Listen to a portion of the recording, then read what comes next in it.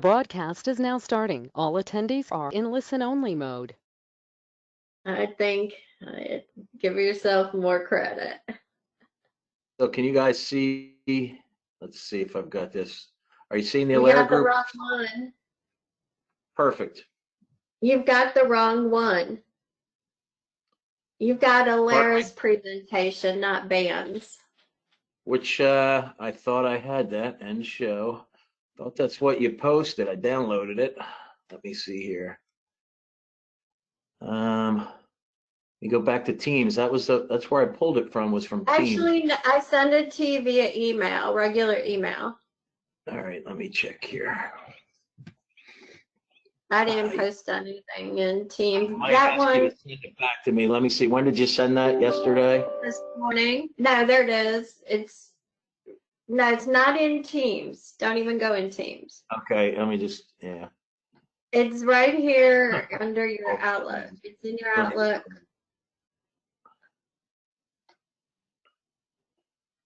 There. Yeah, I thought I did. This is the one I downloaded, but.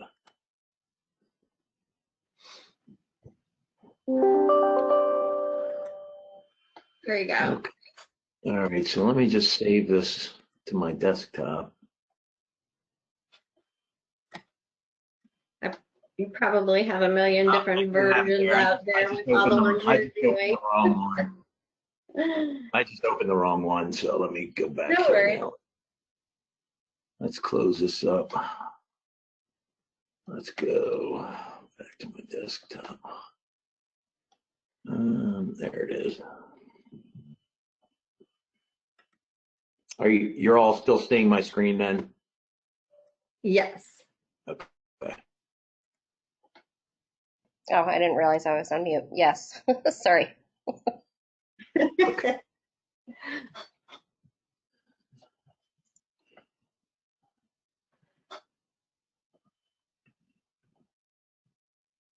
You left the PA stuff in here then, I see.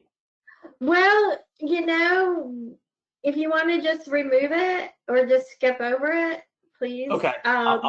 Yeah, not a problem. Yeah, Okay. See this slide. Let me just cut this out. I'm not worried. That I'll definitely take out. Okay. And then I'll make sure that, Caroline, you have an updated one. So, yeah.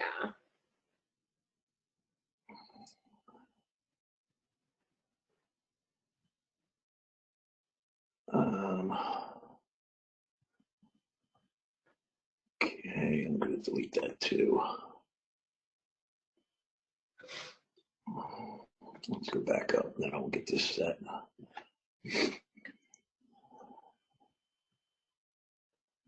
Yeah, so I'll take this stuff out. Okay. And then the one that we post with the webinar recording, I'll just go through and remove the same ones that you have so everyone has the same slideshow. Okay. Okay. And then if you just remove it from the agenda, the third slide. Oh, sorry. Didn't show. No worries. Oh, okay. Yep.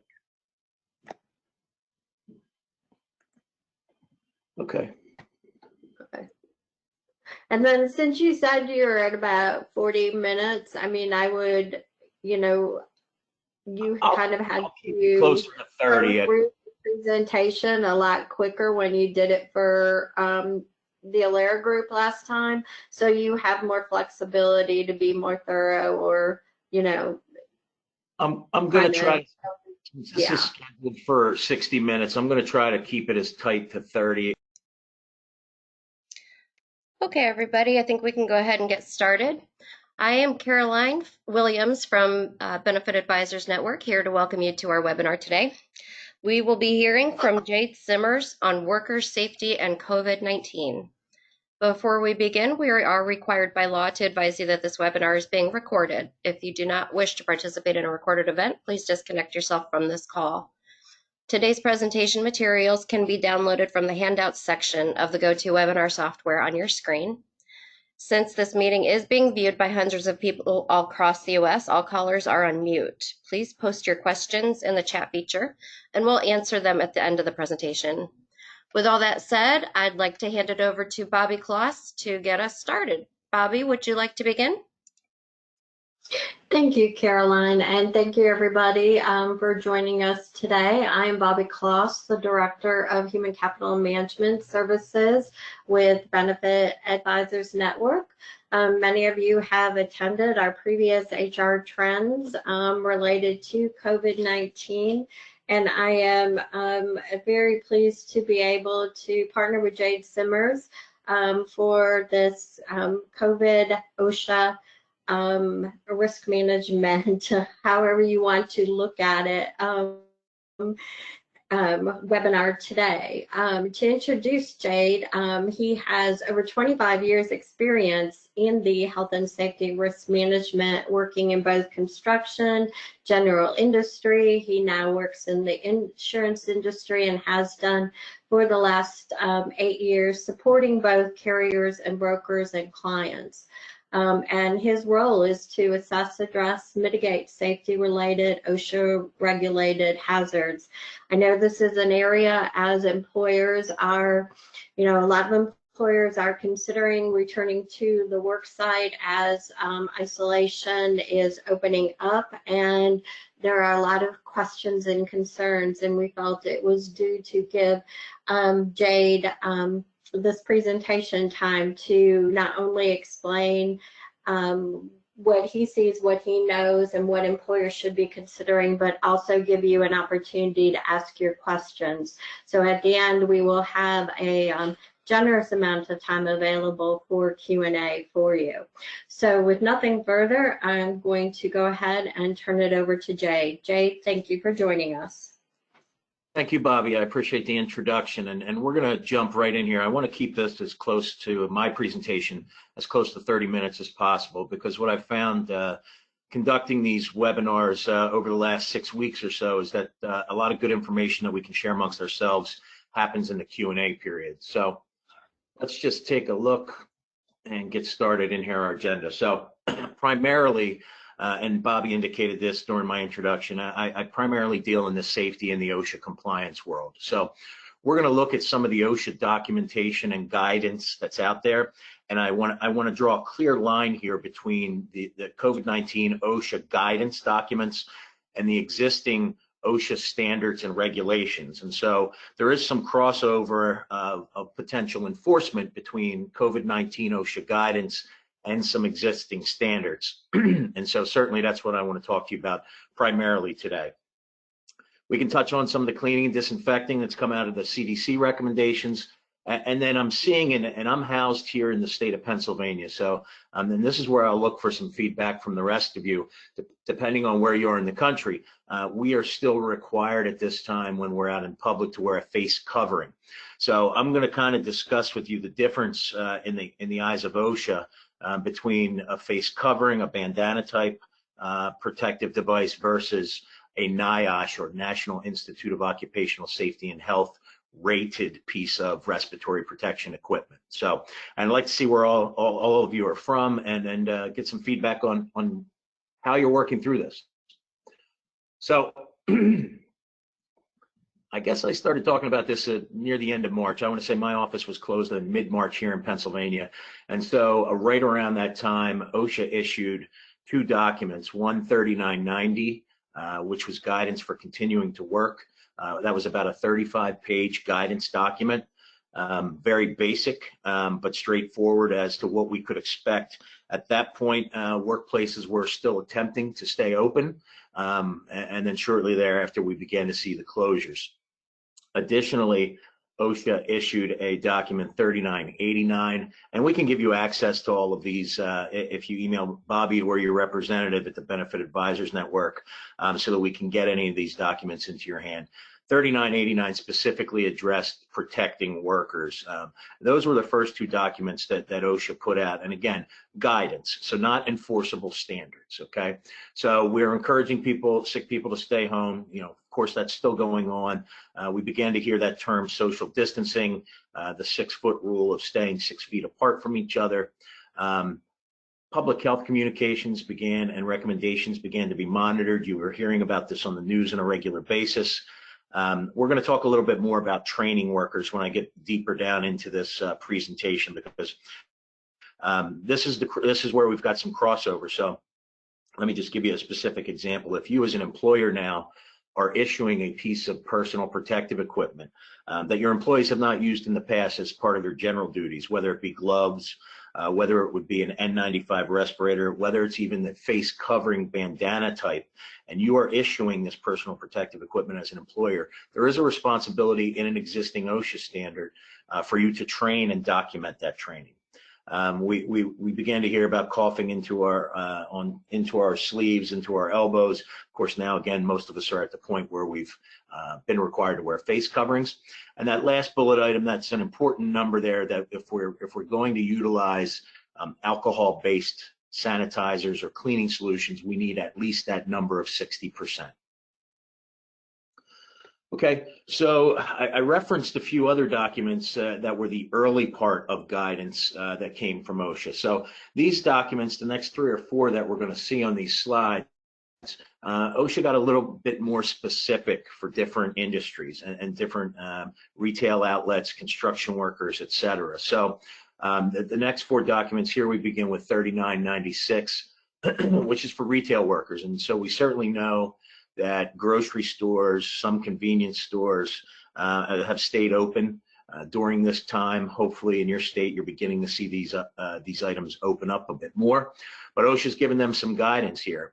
And the states additionally, and I can reference the state of Pennsylvania, which additionally has specific guidelines. So I would encourage you, and I'm sure most of you have kept up to date on your specific state requirements. I'll reference Pennsylvania a couple times here just to give you examples, but certainly for retail workers, if at all possible, and we saw this in restaurants also, drive-through or curbside pickup. Most of our grocery stores, you're going to see at this point the hard, clear plastic barriers at the point of exchange where we're paying, where the cash is exchanged, or credit cards. I've seen some stores that are no longer accepting cash because they don't want to ask their employees to hand things off from a customer to an employee. Certainly we need to train workers in the proper hygiene. And again, I'm specifically thinking of the grocery stores here now where the conveyor belts are being cleaned with chemicals prior to the next customer coming on board. And honestly, that raises some questions for me and my clients that exist in that world, because if suddenly you're now giving a new cleaning product to your employees per what's called the Employee Right to Know or Hazard Communication Standard, you should have trained them on the use and exposure concerns with that employee. And I haven't asked anyone at the grocery store, but I'm guessing those items probably have not been done. So all stuff that could get us into trouble if an OSHA compliance inspector comes to our facility or has to respond, and this is where most of my concern comes from at this point, to an employee complaint. So if an employee is concerned that their health is not being taken care of in the workplace, that's probably where we're going to see some of these items generated from.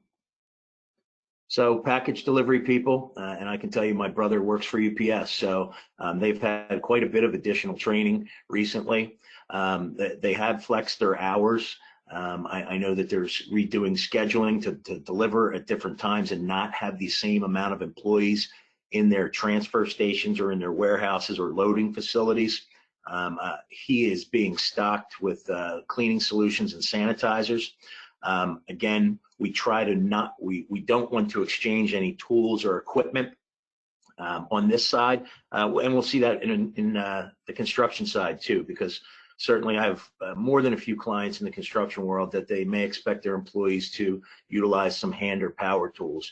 And so at that point, we need to ensure that we're disinfecting before we're handing anything off to anyone else.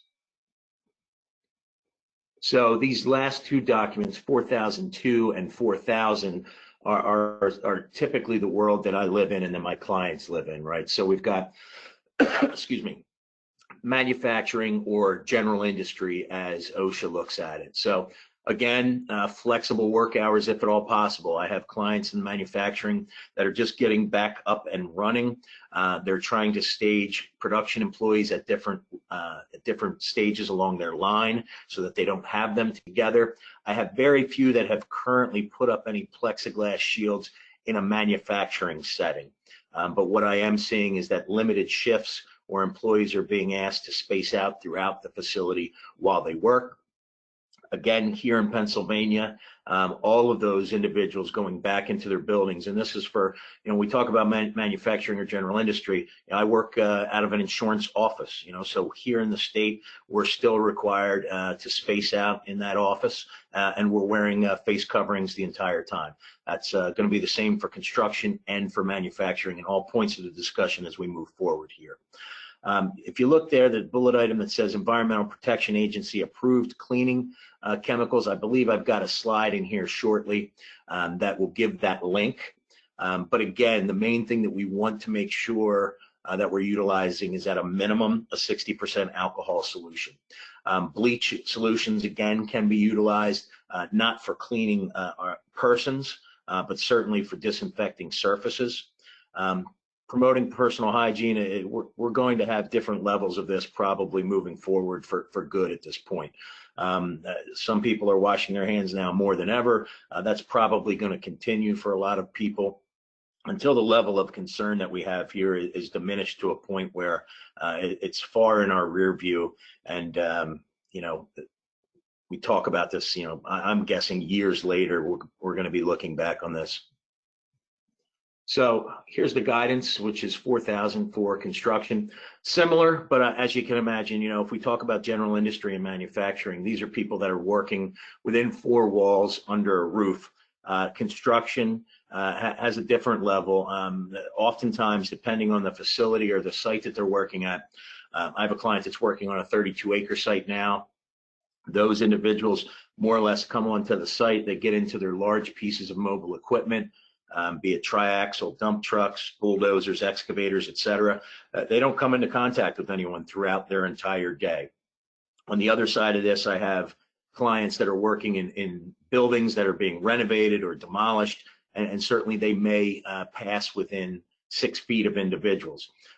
Just going back to the 6-foot distancing rule, I finally got a hard definition from the CDC about contact, and that word, if we come within 6 feet, and we pass by someone, and it's a 5-second pass by.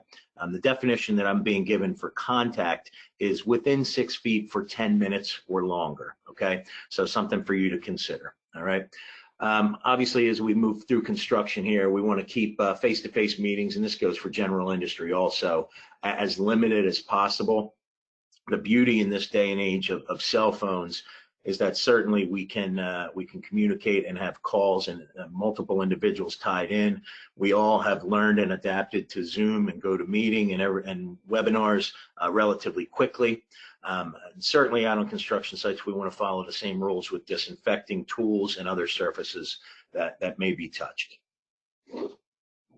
So here in Pennsylvania, we've developed for some of our clients, and this link is active, so I'm not sure how we'll be able to get this to you.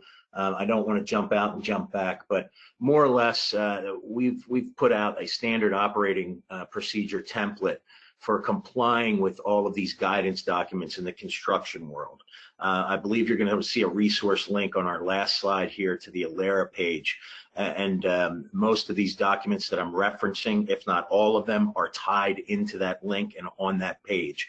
So again, specifically, if you need to reach out to your BAN contact, if you don't see something that I'm referencing, and certainly they can get a hold of me.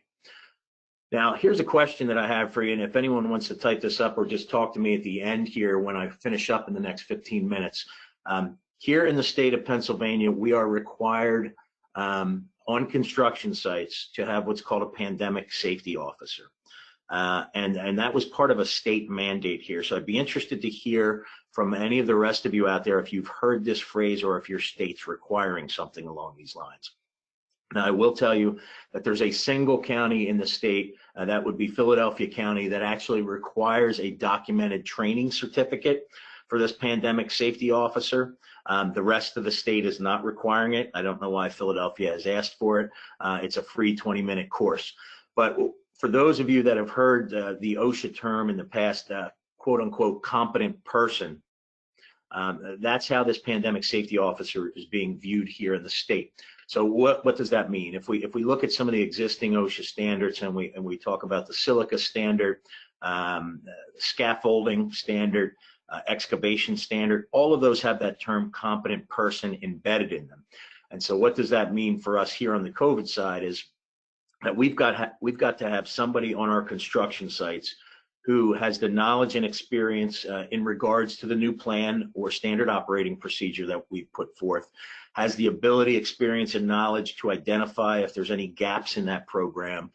Again, the ability to stop work if part of the plan has failed, and then to address those items and those gaps and ensure that we can then begin to go back to work safely. So this is someone at least our level here in this state, you need to have some education on the plans that are now coming out. And I can tell you again, construction opened May 1st here in the state of Pennsylvania. So the bulk of my clients are already back out there at this point and had started to put these SOPs in place prior to that May 1st date, because we were kind of given a 2-week heads up on when they would be released to begin their projects again. So be looking for some feedback from the rest of you on here after we get this through. Okay, I pretty much touched on all of the items here, so I kind of just jumped ahead, but I mentioned Philadelphia County here is the only one in the state. Those of you in states, and let me just take a step back because I don't know where you are. There are 2 different levels of OSHA enforcement throughout this country. So there are states like Pennsylvania that follow federal OSHA regulations. There are other states, and off the top of my head, New York, New Jersey, Maryland, California, that have their own state mandated OSHA programs. So what does that mean?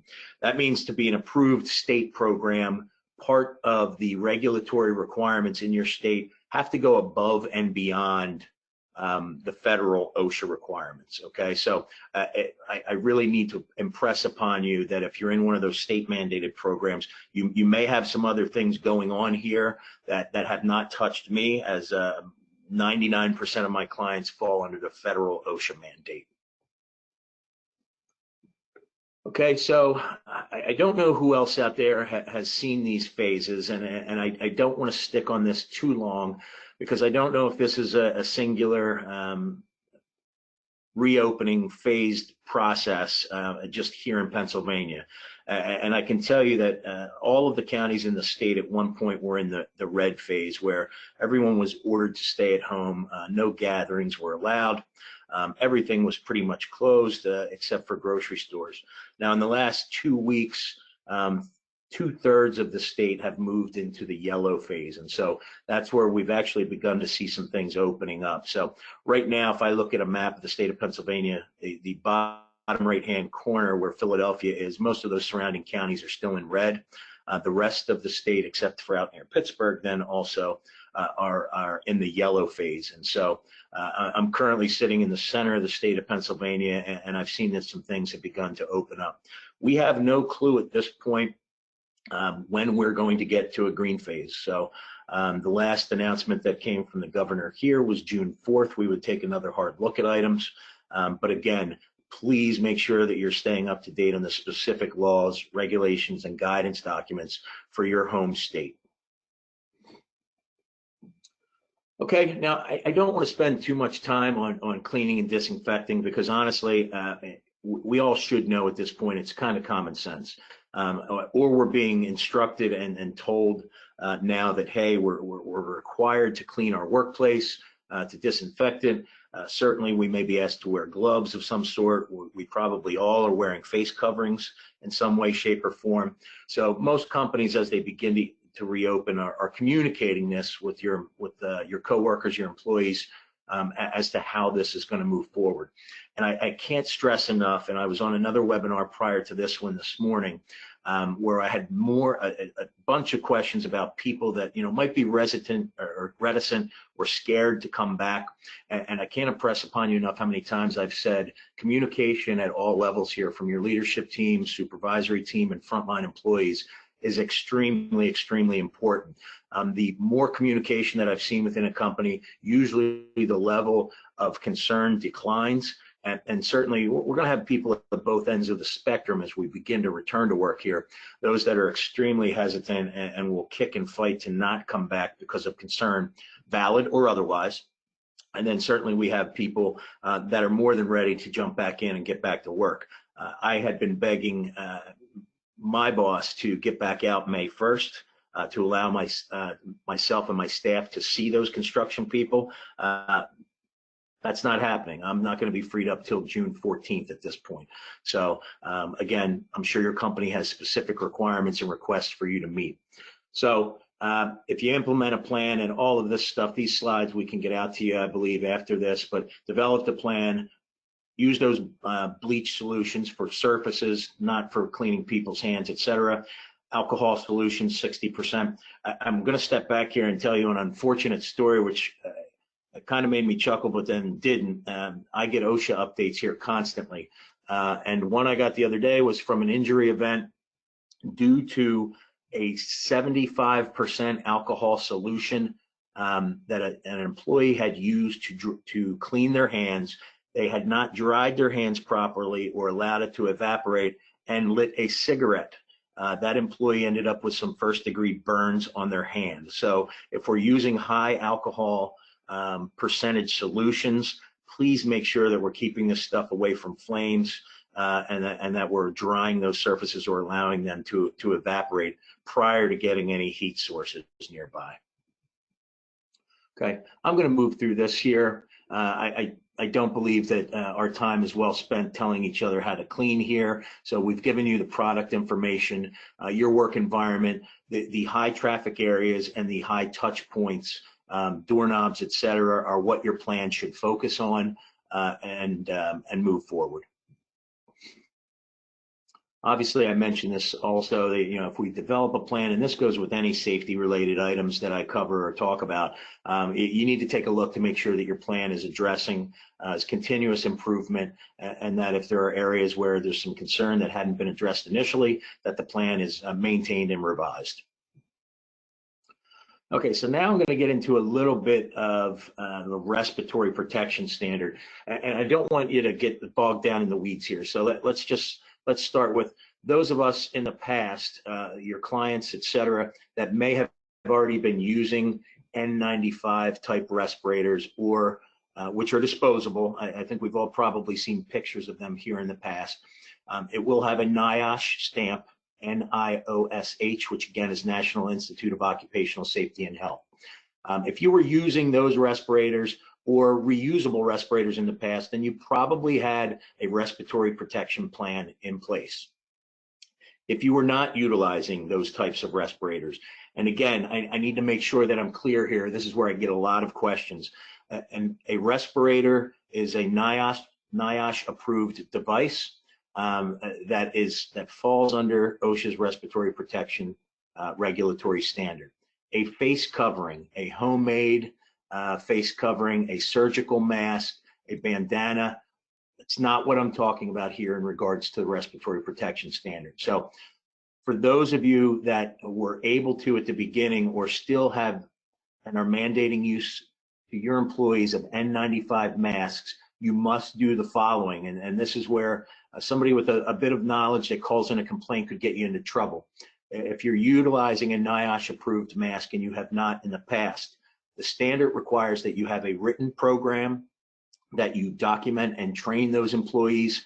And here's the real sticker. There's 2 points here: that those employees are medically evaluated for approval to use a respirator, and that they are fit tested for those respirators, okay? So again, I'm not talking about the homemade stuff or the face coverings here. I'm talking about N95 respirators and higher, okay? So I need to be clear about that. On the other side of this, if you're now issuing face coverings, bandanas, etc., then we'd fall under the personal protective standard. And as an employer or the issuer of that PPE, we certainly, again, want to encourage you to do training on how to properly wear it. I can't tell you how many people I see walking around with surgical masks or bandanas that are below their nose or well up over their chin. Additionally, in regards to the NIOSH approved respirators, and I've seen plenty of people with N95s on that have full beards. The respiratory protection standard says clearly that we can't have more than 24 hours of growth on our face to utilize that respirator. I know we'll probably have some questions on that, so we'll come back to this shortly. OSHA has just put out some guidance, and again, this is not for the face coverings. This is for N95 type respirators. I'd also just like to take a step back here. I've also been hearing the phrase KN95. Those KN95s are from China. They do not meet the same respiratory protection standard as the N95. That being said, OSHA has relaxed quite a bit on the respiratory standard during this time due to the lack of equipment being out there for us to get our hands on, and the fact that if this equipment, these N95s are available, they're being funneled towards healthcare, which rightfully so. So a couple items that I've seen, N95 type respirators that are coming from outside of the country are allowed for now, but should be pulled off your shelves and out of use once we're out of this COVID-19 scare. Additionally, I have more than a few customers that had a bunch of N95s on their stockpile, or they found them after they were looking for this equipment when this hit us, and they had asked, Jade, what if they're expired? OSHA, again, is giving an allowance that even if they're expired, as long as they still can be correctly attached to your face, that you can use those during this time, okay?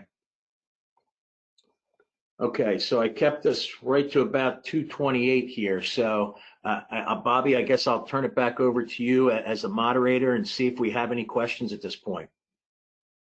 Great, thank you so much, Jade. And please, everybody, if you'd be sure to put your questions, you can either put them in the questions box or in the chat box in the GoToWebinar toolbox. We do have a question. This is one frequently that comes up, that there is a lot that's said about employees having temperatures being taken. And this particular question says they don't have an on-site clinic or medically trained staff. What can they do to protect that individual who is or being assigned to take the temperature? Okay, great question. And yeah, it certainly is one that I've been dealing with here in this state. So, and there's a couple points around that. So I'm thankful for this question here. So training of that individual who's going to be doing the actual testing. So again, to impress this upon you repeatedly to make sure that that person is comfortable. So most of the temperature taking devices that I'm seeing utilized in the field at this point are non-contact. So you've got almost a gun type thermometer that you can get close to the ear of the person. The person that's taking the temperature as a trainee should be given latex gloves, which can be changed after each use, disinfectant to clean the thermometer. What I'm also recommending for their protection is safety glasses and a face shield, just in case someone does inadvertently sneeze or there's another issue. So I would document that those individuals have been given some what I would call upgraded training to take the temperatures. But additionally, there's nothing that's required at this point.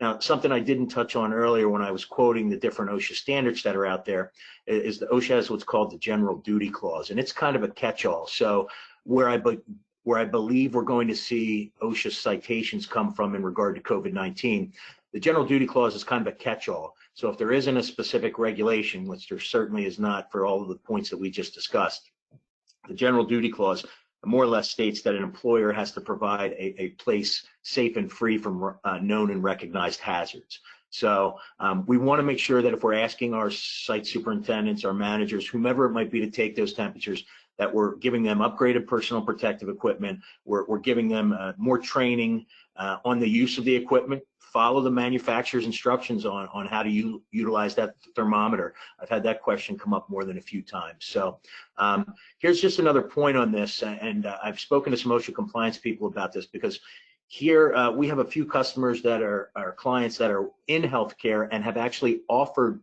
services to go out to construction sites or manufacturers for a fee and do the temperature taking.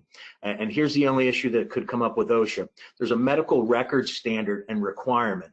And what I'm being told at this point is if you have your own in-house people completing and conducting the temperature taking, then there's no need to keep any records of those. And certainly we don't want to start to get into HIPAA laws and other issues. So most of my clients are just giving a yes, no on whether a temperature is elevated or not. But if we have medical professionals come out and document that, those documents then become medical records, which must be kept for up to 20 years.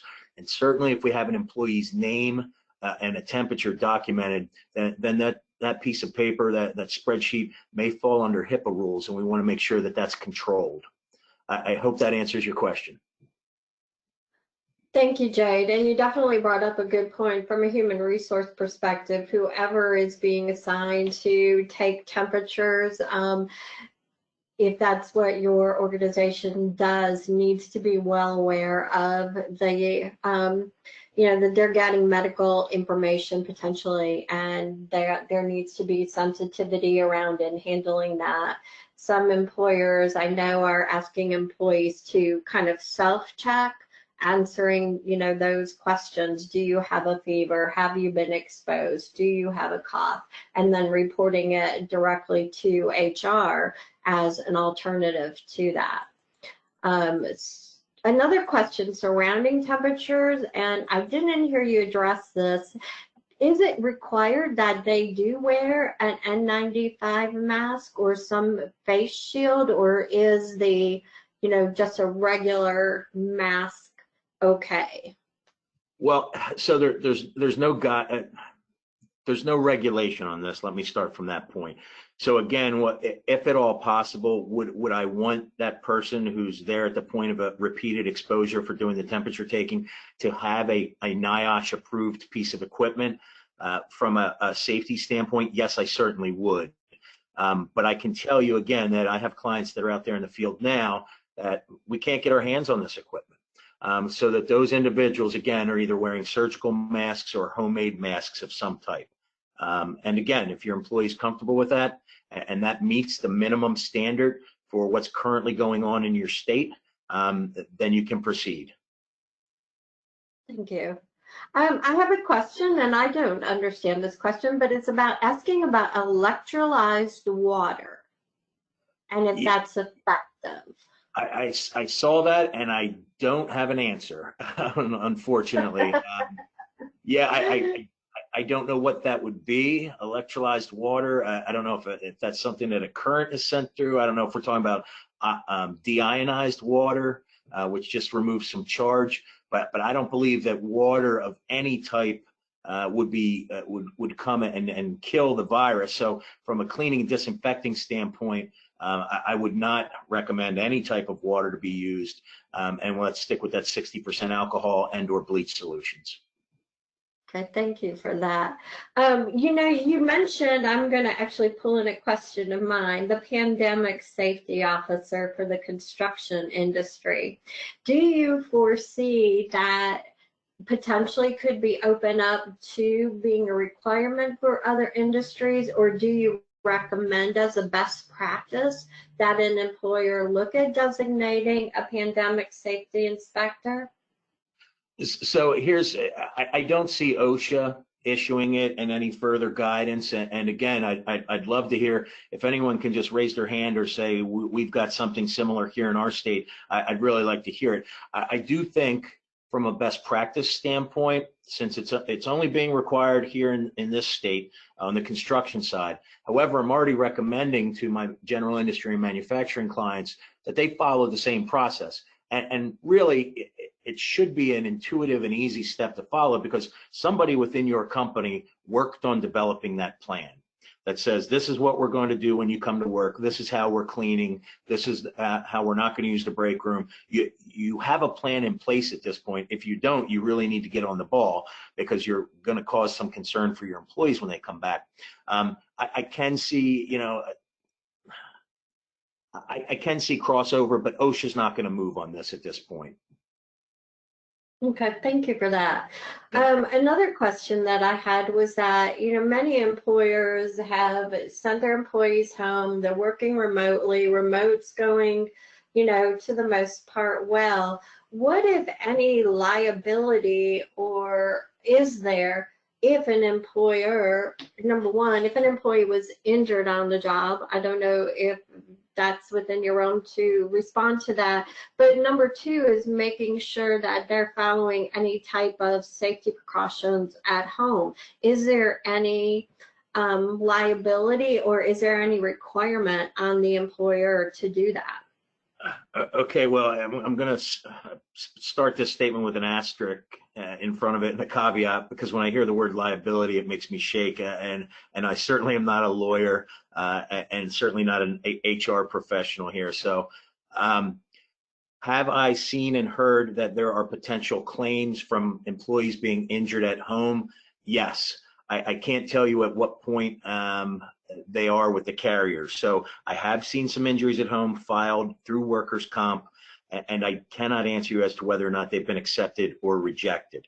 In regards, what the second half of that question was, could you just repeat that, please, Bobby? The second half of that had to do with, is there any responsibility on the employer for ensuring that the employee's home is COVID sanitized? Yeah, so unfortunately, we lose our control there when we've got individuals working from home, and I've seen and we've been on Zoom calls constantly here. I've seen my coworkers cleaning their office area at home, in the office.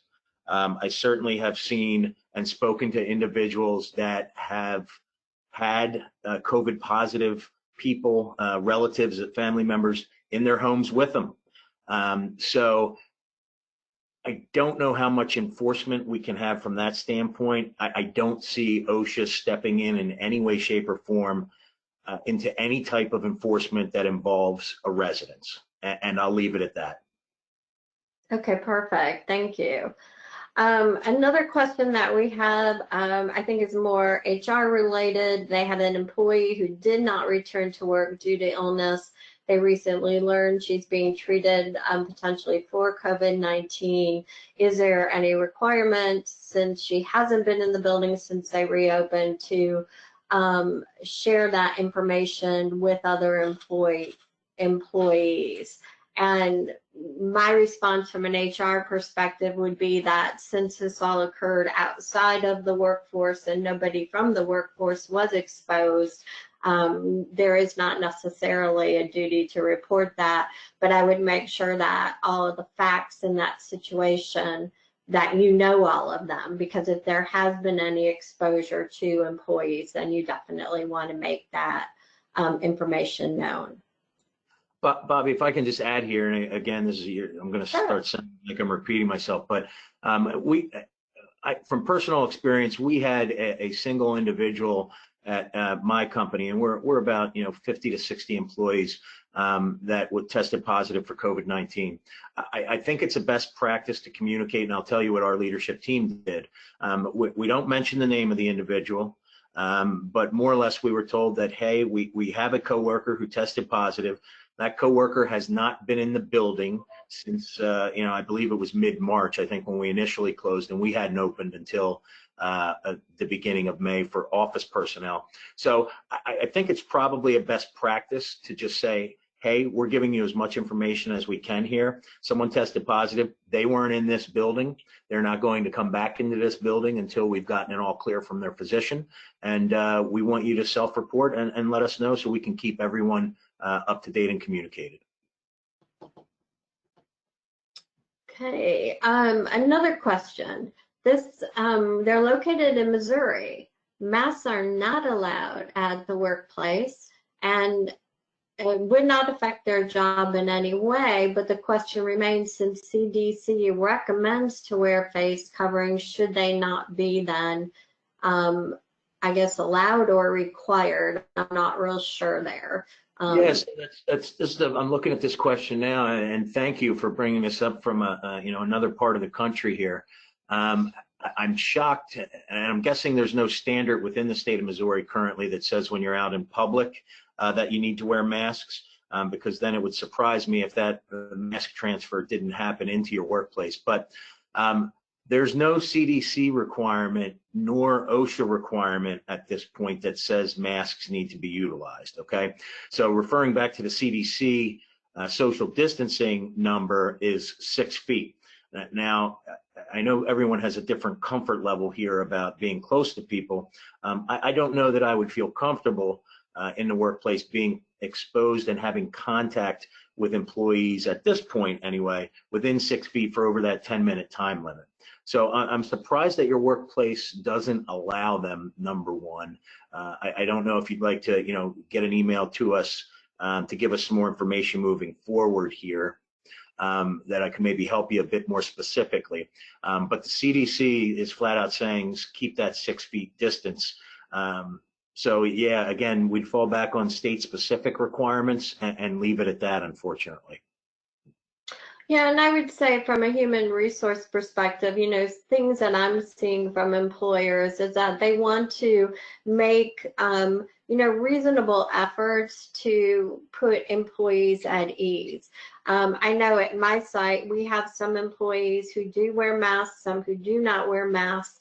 The matter of the social distancing, we've set those into place as well. But, and I think it's always about having that good, open, honest communication with them and saying, this is what I'm comfortable in doing. And, just taking that to human resources or your supervisor and, just sharing and talking and having that conversation is very important. Yep. Here's another one, really kind of an HR issue, but want to respond to all the questions. Information, communication, critical, most definitely. For those employees who refuse to return to work, what's an employer's recourse? That's really going to depend upon the facts and circumstances of it, the reason why they're not returning to work. There could be health-related issues, that need to be taken into consideration. They could maybe not have daycare or childcare, so there may be provisions that they would be eligible for under the Families First Coronavirus Act, or there could be accommodations that need to be made in accordance with ADA, or even eligibility for family medical leave. So an employer has many recourses available to them depending upon the reasoning behind why they're just refusing to return to work.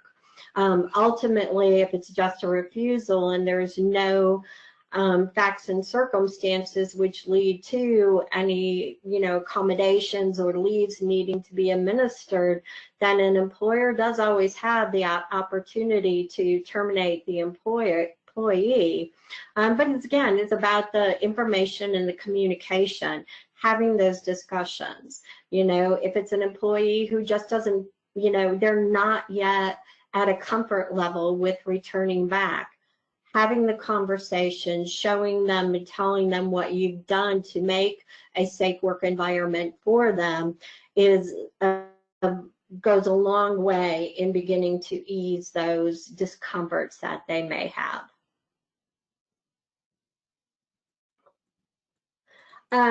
Jay, do you foresee the workers' comp industry adding new questionnaires or addendums requiring employers to have this pandemic preparedness program, and at least for select industries? I know you spoke towards the construction industry.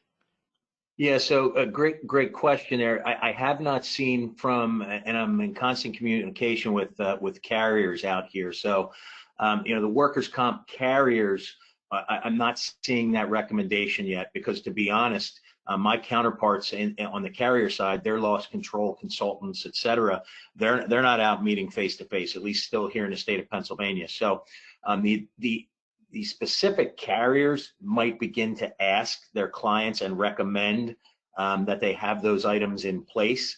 I could see that happening, that they, and they probably would provide to you those templates that they'd like to see followed. Again, that's not going to happen with OSHA.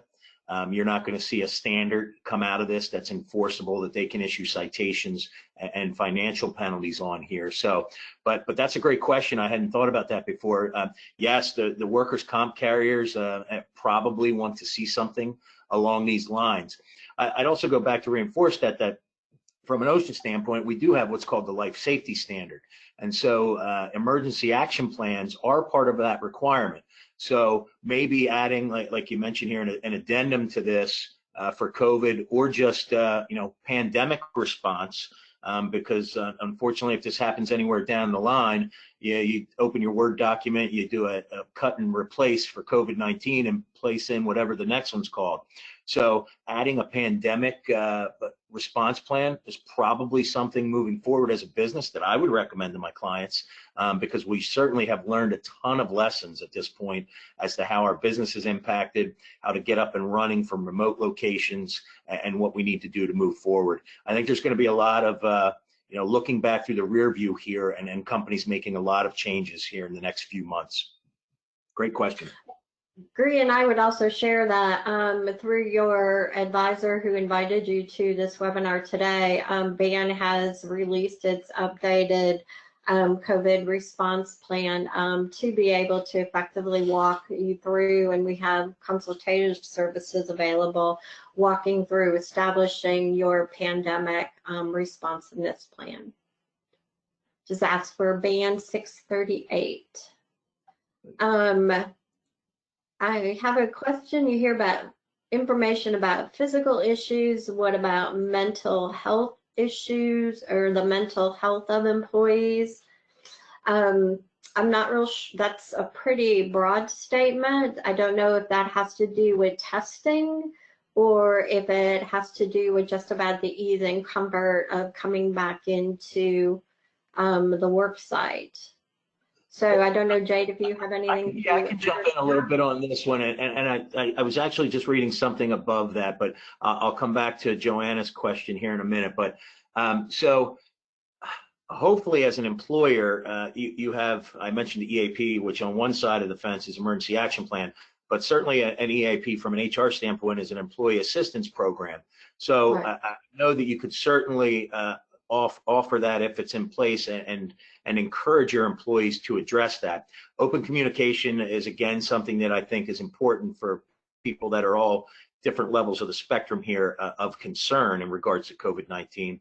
I would also tell you, and I see this personally here in place, the healthcare companies in your area. I work out of the Lehigh Valley of Pennsylvania. We've got couple large healthcare networks that are offering via webinars. Obviously, we're not meeting face to face, but services to provide and to discuss mental health as we return. The call I was on this morning, I just received information that the city of Philadelphia is offering a mental health in regards to COVID webinar next week. So do a quick search in regards to the healthcare organizations that are in your area. I can promise you that they've got this stuff going on. I've been doing a weekly call here for the Lehigh Valley Safety Committee, and our last two calls each week have had people in attendance that are healthcare professionals that have been discussing mental health, looking at the stress. I mean, that we're even talking about, mental health of us all being stuck at home, and we've got people that want to get back into the office. They want to see their coworkers. So we're going to have people at all ends, but turn to healthcare in your area if you can. And I would also, so I second everything you say as a HR consultant. I would also just remind you that your benefit advisor, and that's going to be a message I'm going to keep on pushing through, because there is a wealth of information that your benefit advisor has. They know your plans. They know what additional ancillary products are available. So for example, we have a program called Self-Help Works that works within employees through a cognitive behavior series. So, we don't always know what the mental health too is associated to. It could be due to financial health issues or physical well-being or social well-being. So having that holistic approach and plan is definitely something that I recommend. I You did mention, I'm going back to Joanna's questions, and I know we did touch on them, especially about, can you just have the employee take their temperature themselves? Certainly And can. definitely, from HR perspective, that is something that could be done. There's no requirement that the employer take. As far as I know, from an HR standpoint, there might be something on the OSHA side, Jade, but there's no requirement that the employer have the employee take that temperature. Yeah, so I've got no issue with this either. And from an OSHA standpoint, I have clients that are actively doing this.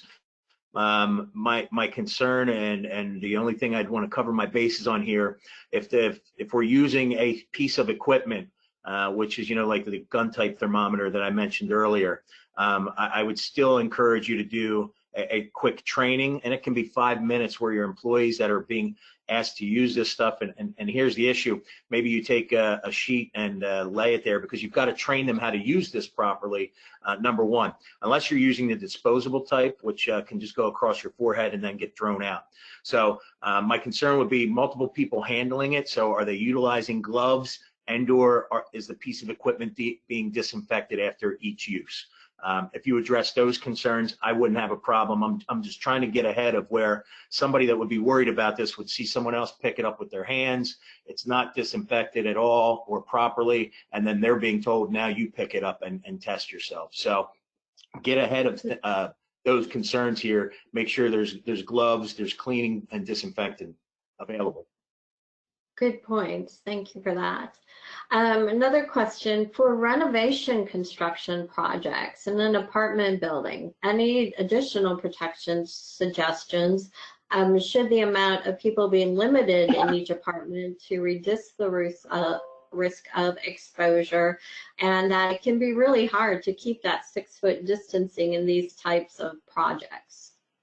Agreed 100%, and thank you for this question. I was on a call with all builders and contractors this morning. So what can you do additionally? Well, from a construction standpoint, you may have heard in the past or heard the phrase AFD, which is an air filtration device. Now, these are HEPA-rated ventilation pieces of equipment that can be rented. Typically, you would only see them on asbestos abatement jobs. But certainly what I'm encouraging my clients to do is to utilize air filtration devices, which can be ducted, moved around, they're on wheels, and they have a piece of duct that you can, exhaust outside the building. Or simply, if we're getting into the time of year, and thankfully it's starting to stay warm up here in Pennsylvania, I'm not sure where you're at, but open doors and windows, if at all possible, to increase ventilation throughout the space. I love the last part of this question, because here in Pennsylvania, for residential construction, our clients were told that no more than four people per 4,000 square feet. So more or less one person per 1,000 square feet. And it's kind of ridiculous to try to enforce this. It's impossible. I use the example, and for the last part of your, it's really hard to keep the 6-foot distancing. I have clients that have to put 2 of their employees up in a man basket, or a boom lift, and it takes 2 employees to do the work that they're doing elevated there. So again, in that circumstance, I would fall back on the document, which is 4,000, which was one of the slides in the presentation here, to do your best to limit that exposure time. But if it's not possible, because you need two people's hands on a piece of equipment or a piece of drywall, whatever it may be, I understand completely. I would make sure that they're comfortable, and I would probably recommend there a face covering, not knowing what state you're in, because again, here in the state of Pennsylvania, if our construction people are working, they must have face coverings on at a minimum at this point. So I hope that answers it for you. There are some devices to use, and again, open doors and windows if you can. Thank you, Jade. Next question. If employees not reach that comfort level to return to work, are we obligated to offer FMLA? I'll triage that question. FMLA, there are facts and circumstances which make an employee eligible for FMLA. So you still need to walk them through, that certification process to determine if there is an eligibility there for FMLA. Sarah suggests, she recommends using touchless thermometers. So thank you for that, Sarah. Perfect. And then looks like last question, not sure how to ask this, or if you're the person to ask. We'll start here. Where does the responsibility of the building landlord in a multi-tenant building with shared janitorial services end? And where does ours begin with regards to regular cleaning? We are a professional services office with white collar employees and a receptionist. Okay, well, I would say if you're the I'm assuming so you're the building landlord. This is honestly going to fall back on two items. Number one, your contract with your tenants. I'm assuming that those tenants in the rental agreements that you have certain responsibilities. So if you as the landlord have already accepted the responsibility to have all of these offices cleaned on a contractual basis, then I would just ensure and want to communicate to my tenants that indeed we're doing some upgraded cleaning and we're utilizing disinfectants and bleaches that are known to kill this virus. On the other side of this, if the contractual agreement gets, has your tenants cleaning their space, then that simply would fall on them and their level of comfort for their own employees.